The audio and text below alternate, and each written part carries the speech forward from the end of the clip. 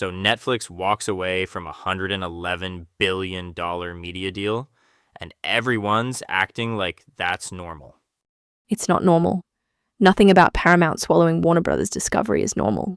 That's two sinking ships deciding to merge into one enormous sinking ship. Or one giant ship that can actually fight Netflix. That is the most banker thing you have ever said. I know. I heard it as it left my mouth. I'm sorry. We've also got a $33 billion energy infrastructure play, and Mr. Beast, yes, that Mr. Beast, buying a fintech company. The man wants your deposits. The rundown. Okay, so Denso just dropped a 1.3 trillion yen offer for Rohm. That's $8.7 billion.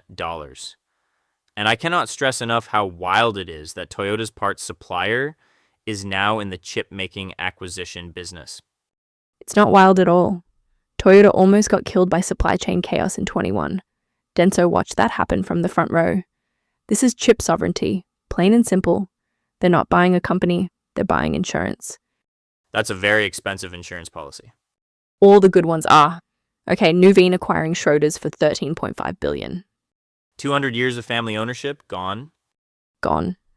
And I know that sounds sad, but Schroders has been getting squeezed from every direction. Passive funds eating their lunch, fee compression, the whole thing. This was a graceful exit or a desperate one, depending on your mood. I'm choosing graceful. Let them have the story. You're very kind today. What happened? I had a good coffee. Moving on. Hapag-Lloyd buying Zim for $4.2 billion. Container shipping consolidation continues. I genuinely don't know when this sector sleeps. It doesn't.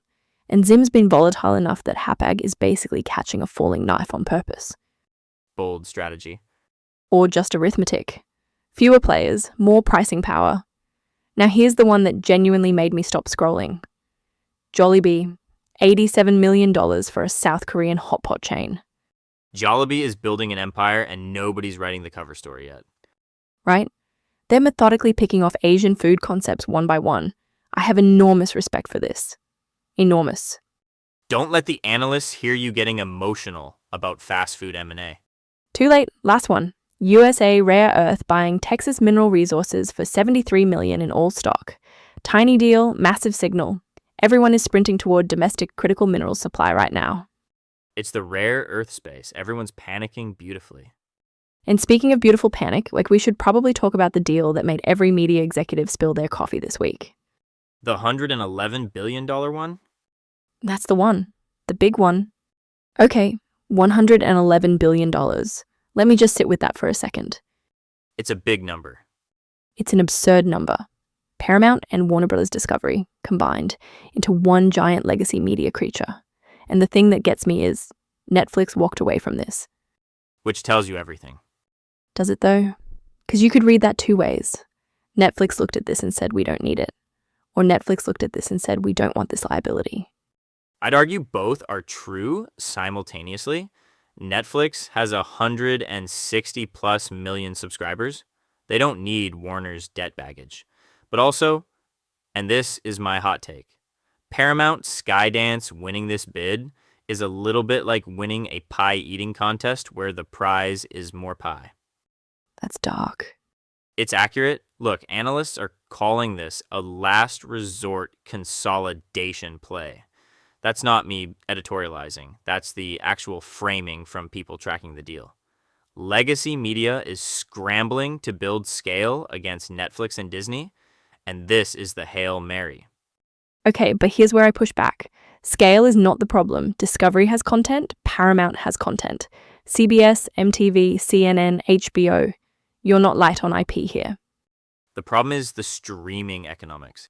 The problem is the debt. Warner Bros. Discovery has been dragging around something like 40 plus billion in long-term debt since the AT&T unwind. You're not solving that by stapling Paramount to it. You're making the bear case better than I was. I do my homework. What I want to know is what the combined entity actually looks like on paper. Because a $111 billion headline valuation with that much leverage underneath it. I'd want to see the footnotes before I'd call this a win for anyone. Shareholders get a premium. Skydance gets scale. Bankers get paid. That part works for someone. Bankers always get paid, Nate. That's not a thesis. Fair. I know. Old habits. The question I keep coming back to is, does this actually move the needle against Netflix? Or is this two people holding each other up? I think it buys them time. Whether they use it well, that's the whole game. Which might be the most generous read I've heard on this deal. I contain multitudes. Speaking of enormous bets that may or may not make sense, we've got a yen trillion chip deal out of Japan that you're going to want to hear about. Voices. Okay, so the analyst community on the Paramount Warner deal, last resort consolidation play. That's the phrase making the rounds. Which is generous, honestly. I'd call it more of a please don't let Netflix eat us alive play. Same thing, just with better PR. And look, they're not wrong. You've got two legacy giants, both bleeding subscribers, both carrying debt loads that would make a reasonable CFO cry, and they've decided the answer is to become one giant bleeding entity. Scale matters, though. I don't want to be the banker in the room. You literally were the banker in the room. I know. But combined IP libraries, combined distribution, combined ad sales, there's a real argument there. There's an argument. Whether it survives contact with a $111 billion integration is a different question entirely. Fair. Meanwhile, on the semiconductor side, the Denso Rohm framing from analysts is chip sovereignty, 1.3 trillion yen. Toyota's supplier ecosystem essentially buying itself a chipmaker.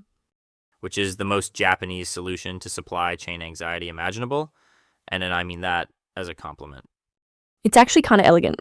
You can't control the global chip market, so you just acquire your way to self-sufficiency. And then there's Rio Glencore, $260 billion gone. Observers are calling it more fantasy than feasibility, and honestly, that's being kind. Regulatory headwinds, shareholder skepticism, The bigger the dream. the harder the fall, which brings us to our next segment, because speaking of big dreams meeting hard reality, Mr. Beast bought a bank. He bought a bank, Maya. He bought a bank. Spill the tea. Okay, so Mr. Beast bought a fintech company. He did. Step February, quietly. The guy who buries people alive for YouTube content now wants to manage your savings account. I mean, his audience is Gen Z. They're already on Cash App. They're already on Venmo. It's not the craziest pivot. Maya, he once gave away a private island. That's called brand trust, Nate. That's called chaos. Fine. But the Elon thing is wilder to me. He's apparently out here in January just casually floating a SpaceX-Tesla merger. Or maybe a tie-up with XAI. He hadn't decided. Right, just a breezy little, what if I merged three of my companies thought experiment. The shareholder lawyers alone would retire on that case. And antitrust gone, regulators would combust. Probably by design, honestly. Okay, but nothing hit different this quarter than Rio Tinto and Glencore. Oh, the deal of the century. $260 billion. They were calling it transformational, historic, once in a generation. And then, Abandoned quietly in February. I don't think it was that surprising though. Regulatory headwinds were obvious from day one. The shareholder math never really worked. See, I disagree. I think it got further than people are giving it credit for. These things don't die quietly unless they got pretty close to alive first. Or they die quietly because nobody wants to admit they oversold it. Fair. That's also very possible. The bigger the dream, The harder the fall. Speaking of very large dreams, we should talk about what's happening in media right now, because that one is actually closing. Tomorrow's radar. Okay, before we wrap, what are you watching tomorrow? Cintas and UniFirst. If that announcement drops, we're talking one of the biggest uniform services deals ever. Which sounds boring until you realize the margins in that business are. Genuinely absurd, yes? So watch for the filing. Meanwhile, Banerjee and all three media, European regulators are going to have opinions about that content footprint. Combined, they produce like half of global reality television, which, depending on your feelings about reality television, is either a monopoly concern or a public service. I'm going to pretend you didn't say that. Fair. And AES, the GIP EQT financing still isn't locked. I want to see those confirmations. There's also a rival bid window that hasn't fully closed. I actually think a competing bid materializes. Energy infrastructure at that scale, $33.4 billion, someone else wants in. Bold call. Let's see if you're right. Speaking of bold calls, we need to talk about the media mega deal.